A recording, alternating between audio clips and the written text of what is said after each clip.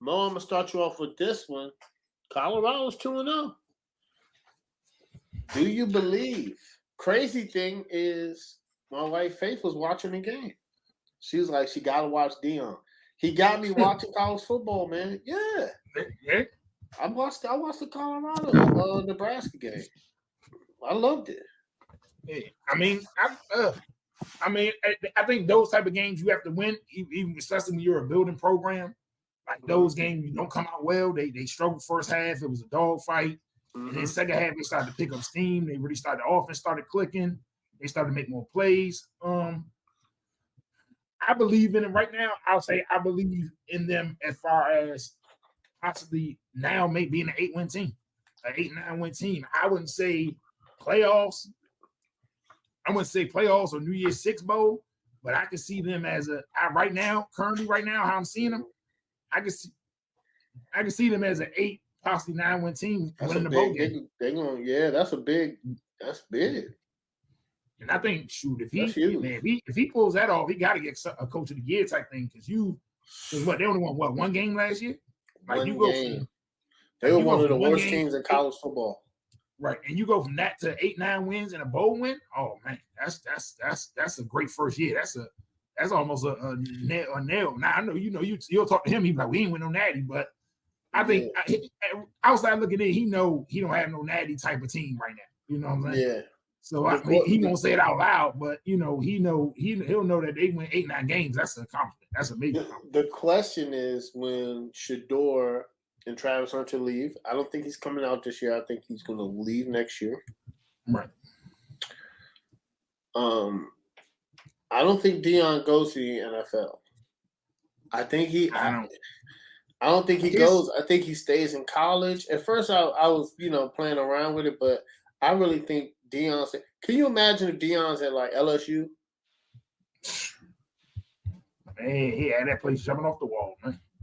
All that, those recruits down there. Yeah, I like his personality, but I don't know if it's NFL head coach type. Like, I don't know if he can bring that type of juice, energy, brings to an NFL kind of atmosphere. I think some people are just best where they're at. Like, I think he's best where he's at, like having a long career. Even if he gets to the big time, even if you say, like you said, even if he stay there at Colorado 2-3 years, his sons leave, and then he go to like an LSU or Auburn, or Auburn, or Miami, or whatever, Florida, like man, And I know you gotta think, Mo, right? He go to like Florida or LSU. Oh man, he win a couple. He's gonna get paid as much as a NFL coach with more power, way more power. You know what I'm saying? And don't have to really deal with. Listen, I love the NFL, but you're dealing with grown men. College students want to learn. NFL players are kind of like, some of them are set in their ways. Right. Craig, Colorado's 2-0. Do you believe now?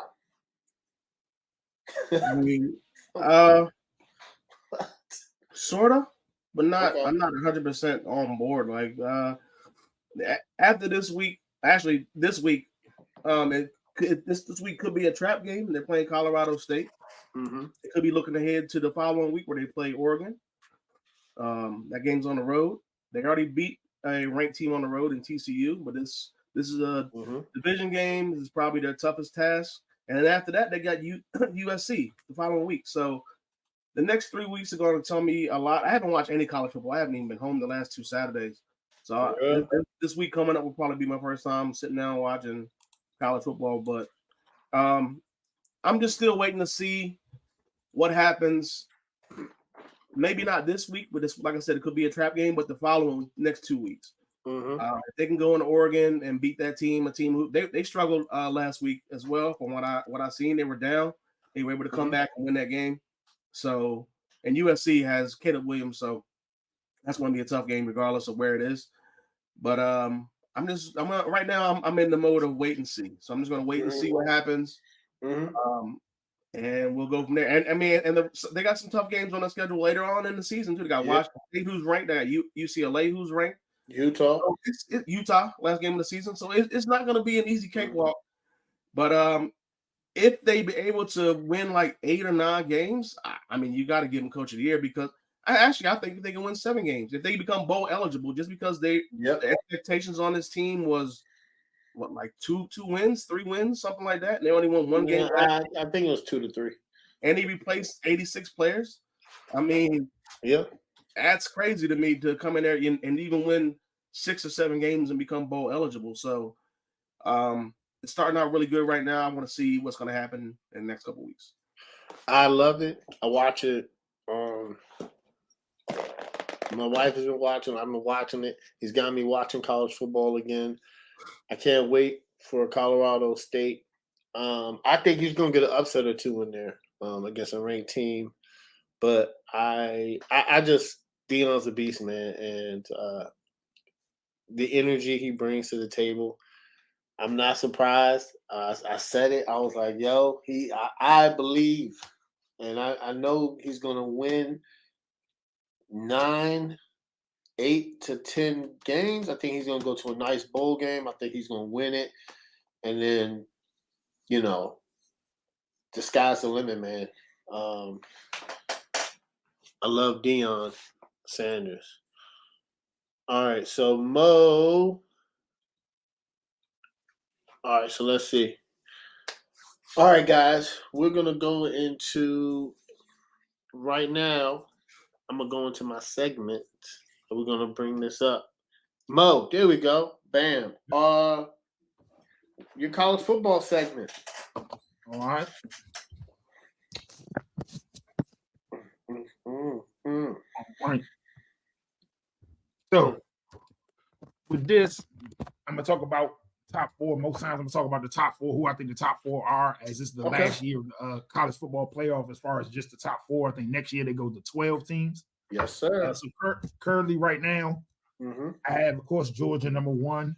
Right now I got Florida State. I got Florida State. I got Texas. And I got Ohio State right now. Ohio State just named their quarterback to be the starter for the rest of the year. I know they struggled the first game, but this past game they really got Marvin Harrison Jr. going, who I think is going to be a top 5 pick. Just a bona fide stud receiver. Looks just like his dad, runs routes almost like him too. It's just crazy. Like, he's just a stud. And I think if he goes to the right team in the NFL, you put another receiver by him, it's going to be a problem.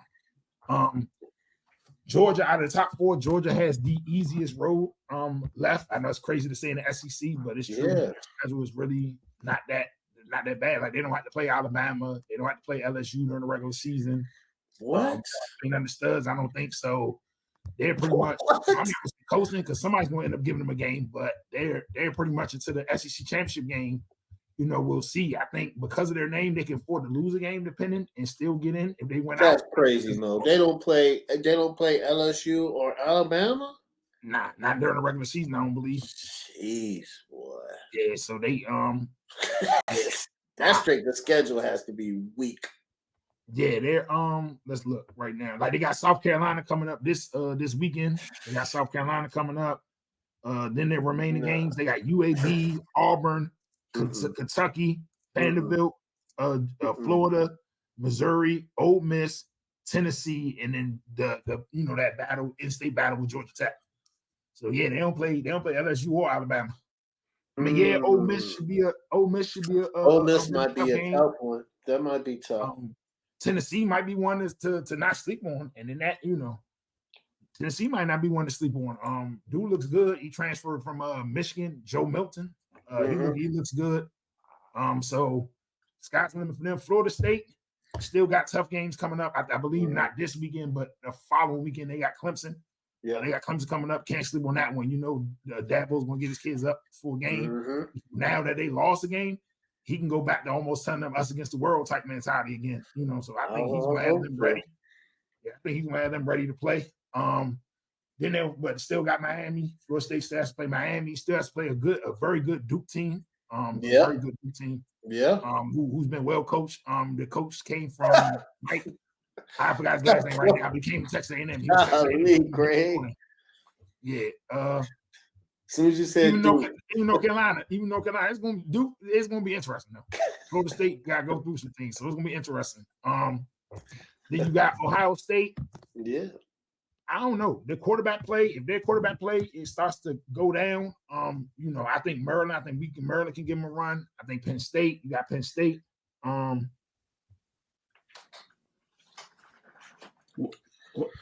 What about Michigan? You didn't throw Michigan in there. No, of course that goes without saying. I mean, I think that goes without saying. Right now, looking at it, outside in, I got Michigan right now. Just outside in, of course, 10 weeks from now, I might change my mind. But just looking at both teams right now, I got Michigan. I just don't trust Ohio State quarterback. It's going to be a shootout. I don't know Ohio State defense is going to contain Michigan. So I think in a high-scoring game, you might see the flaws from that quarterback come out a little bit more. You know what I'm saying? So right now, which would be tough though. It'd be tough on that coach because if they use 3 straight years, you got to look at it as they're in the same division. So if you lose to them, depending on it, you lose to Michigan again. You lose the division. You don't go to your conference championship game again. That'd be a 3rd straight year. And then I don't know if they sneak in this year. Like even if they're going undefeated and that's their only loss, I got to see how it else fall. It definitely had to be some dominoes to fall because they ain't like Ohio State's non-conference schedule. Even though they got my bad. They do got Notre Dame coming up. That's going to be a big time game. So I think that's going to be something that win there is going to give them some wiggle room just in case a hiccup happens. But if they lose to Notre Dame, they pretty much making that Michigan game a very must-win. You're talking about getting in the playoffs, period. And they haven't beat Michigan in how long? 2 years. Jeez. Yeah, imagine 3 though. You lose that rivalry 3 straight years. They calling for your head. I don't care how many games you won or how many people you send in the NFL. That does not matter. That does not matter right there. You losing like that in a rivalry, especially a heated rivalry like that, you don't shoot the amount of money he getting paid to. They don't care about how many people you send to the NFL or whatever you win. So I like Florida State. I like Texas. Shout out to Texas. I want to say this is the first time. I want to say it's the first time since Nick Saban's been there that he's lost by double digits at home. Yeah, that was a big upset. Yeah, like to lose by double digits at home, it was almost like it wasn't one of them games like closer than the eye test. Texas put it on. Texas was the better team. So I think they're looking at their rest of their schedule within the Big 12. They got those games, to still build that resume. Oklahoma's doing well. I can see TCU still winning some games. You still got Kansas on the come up. You still got some teams to where they're ranked teams in that Big 12 to where if they went out and now they got an Alabama win on their feather. K-State, they still got to play K-State. So I think, man, if Texas could win out, even if they lose a game but still win their conference and still win, I think Alabama's going to win enough games where that's going to hold weight. I think that's going to hold weight. Because that Alabama win was huge. If they only lose one game and they win, they're probably going to get a playoff bid. Okay. So it could be them, Michigan, Georgia's crazy. I can't believe they let them do that. I don't understand how you. But the one issue was I can't believe they let them do that, man. I mean, Oklahoma was on their schedule, but with Oklahoma going to the SEC next year, they didn't want to do it. They didn't want to have that type of matchup. So Oklahoma was on the schedule this year. But LSU's not on there. They don't play LSU or Alabama. Nah. I don't know how that works. I don't understand how that makes sense. That's crazy. I don't know how they pick which West teams you play, but they're playing multiple teams from the other side. So Georgia's in the East. They're playing multiple teams from the West because they're playing Auburn.